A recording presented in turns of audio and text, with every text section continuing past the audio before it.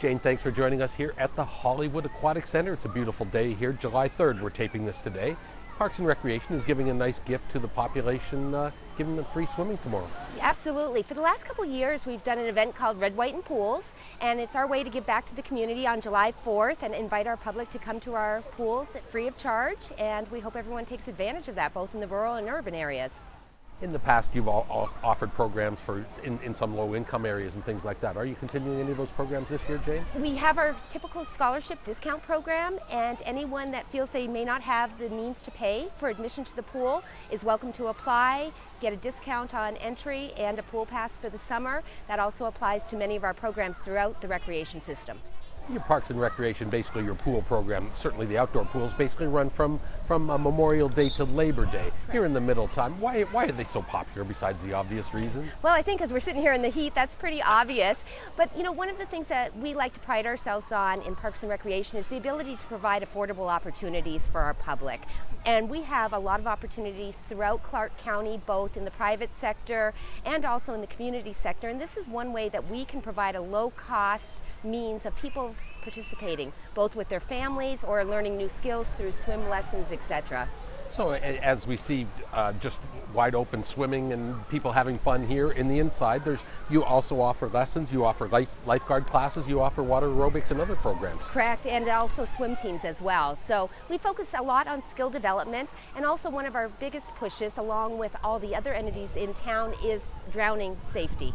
We want to make sure that all of the children and youth in our community know how to swim, and that's been a really big focus the last 10 or so years, and we think that's a very important part of that. And part of that is through traditional lessons, but also just being comfortable in the water and coming to our pools in a safe, secure environment where there are trained lifeguards on duty. You tell me a little bit more about your trained lifeguards, Jane. Our lifeguards are wonderful. When you look at the county system overall, they have one of the greatest responsibilities of any staff, either full-time or part-time, that we employ in Clark County, in my opinion.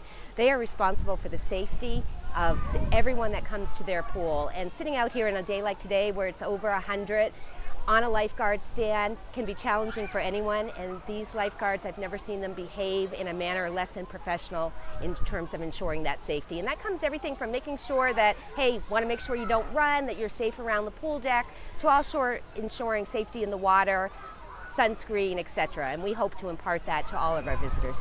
Jane, in addition to all the employees, great employees, great staff you have obviously in Parks and Recreation. We work with many of them. I did not realize the extent of your volunteer program. 350 volunteers performed over 80,000 man-hours, woman-hours of work last year. That's $1.5 million that you would have to pay, in other words. What a staggering numbers. It is a staggering number, and I think we were all surprised. This year we actually had a formal volunteer recognition luncheon at the Clark County Museum to honor those volunteers that give so many hours. And looking at those numbers, you're right, Randy, it is staggering. And what we found is those volunteers participate in a variety of areas based on their skill level, based upon their areas of interest. We have a number of volunteers at our Clark County Shooting Complex. We also have a number of volunteers at our Clark County Wetlands Park who provide interpretive opportunities for visitors to the park, volunteers that provide lessons, instructors in some of our classes in both the senior centers and our traditional recreation centers. It just runs a gamut, and we are so impressed that these people have such a commitment and a passion that they want to come out and assist and give something back to their community. Are you always searching for different volunteers and different opportunities, even if it's something non-traditional? If someone comes to you and says they want to volunteer a dance program, a guitar lesson program, that you're always willing to listen, right? Absolutely. And that's how we found some of our most unique programming opportunities, is through those folks that have come to us and said, hey, I have this skill or I have this interest. What do you think? And after talking to them, you recognize, wow, this could be something that would really work for us and work for our public.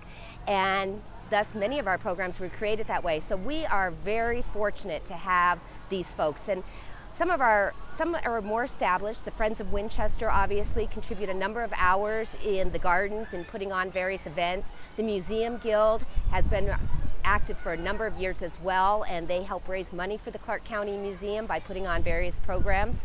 And without them, quite honestly, we couldn't do what we do. There is absolutely no way, nor would we have the diversity of the talent that we get from those people. Jane, I know you and your staff and through the Board of County Commissioners are always looking at alternative ways to fund park construction or programs or things like that. I know, for example, at Sunset Park, you can rent a baseball bat or a bike or things like that. But then on a grander scale, you see things like the Frias Family Park, which $1 million donation from the Frias family helped construct that amazing park at Tropicana in Decatur. Are you always looking for financial support that way, or non-traditional, outside-the-box ways of funding these types of things? That's probably one of the biggest challenges is funding when you look at a traditional parks and recreation agency, because we really feel like it's important that we provide low-cost, no-cost, and at-cost programs to our public based upon their level of involvement in the type of activity being provided. And funding is always a challenge, so we partner, we look for grant opportunities, which we've been fortunate to receive, funding through the federal government, through the Southern Nevada Public Lands Management Act, CDBG, the Community Development Grant Program, as well as your traditional tax sources. But we also have a number of opportunities if people want to give back to the agency. And we have found people, in the case of Mrs. Phyllis Frias, who was kind enough to donate, saw a need in the community and wanted to be a part of providing a solution for that at Frias Park. At the Wetlands Park, we have a program in place where individuals can recognize a loved one or an event on one of our memorial walls, and we recently received a contribution for $5,000 on that wall that will go to future programming at the Wetlands Park. So we are always open to any of those opportunities or partnerships that may come our way.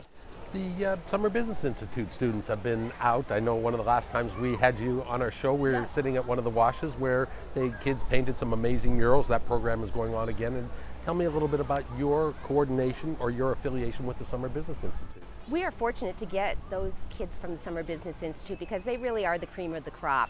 What we find is I think it benefits both parties. They come into a work environment that normally they would not be exposed to and have a better understanding of what some of their opportunities may be in the future in terms of career and as they follow through with their educational endeavors. As far as give back, Clark County benefits tremendously, not only in terms of hours that were provided with their expertise, but the enthusiasm of youth you cannot beat. These folks are just gung-ho, have great ideas, have provided invaluable assistance over the years in developing new programs and helping us enhance other programs as we go through. Some of our Summer Business Institute individuals work with children. Some of them actually do artistic endeavors, as we spoke about. But either way, it gives them a really good feel for what opportunities may be available to them and also gives our participants a new perspective as well. Also coming up in the next month or so is the start of ZAP, your latest installment of ZAP, the Utility Box Art Program. How important is public art to you folks in Parks and Recreation, Jane? Well, and we are just so fortunate that public art is recognized as being important in Clark County. A year ago, the County Commission actually recognized and designated a % for the arts program, which means there will be a funding stream coming in to provide for public art opportunities and maintenance and upkeep of that public art. And it's extremely important. When we traditionally think about Parks and Recreation, I think a lot of people tend to gravitate towards the actual active sport model. And what we found is there's a number of people out there that receive their leisure, receive what it is to them through art. And whether that be performing art or cultural art or visual arts, it runs the gamut. And it's very, very important to a community and in help defining a community and developing that sense of place in a community, uniting it. Great work. And what's coming up on the future? What's the future hold for in the immediate horizon for you and the staff? Well, we've got a couple of projects right now that are currently funded and in design. Among those are our Gypsum Park Trail. We also are currently working on Lone Mountain equestrian area. It's an additional phase of our Lone Mountain Park, which is partially built out at this point. Mountain's Edge, first phase of Mountain's Edge Regional Park, is wrapping up construction as we speak. And of course, the big one out there right now is the Desert Rose Golf Course, a project being conducted by the Clark County Regional Flood, who is revamping the golf course. And as part of that, we will be designing through additional funding a new county golf course clubhouse on that site that we think will very much need it. And if anybody wants any more information on anything you've talked about or anything else, how do they find it out? We ask them to call 455-8200 for more information on any of these programs, opportunities for volunteerism, or simply if they have some extra money sitting around and want to give a gift, we're here. We'd love to do that. And I would also encourage our public to call if they see something in their parks or in their facilities that they have a question on, a concern about, or if they see something that they feel needs an additional answer. We're happy to answer that, and our public is really our best eyes and ears out there. I know Dave and Eric and I are getting our swim trunks and we're going into the pool. Do you have work to do, or are you going to go swimming You know what, now? I think, yeah. Okay. We sure appreciate you being here. Thank you so much. Thank you, Jane. Okay.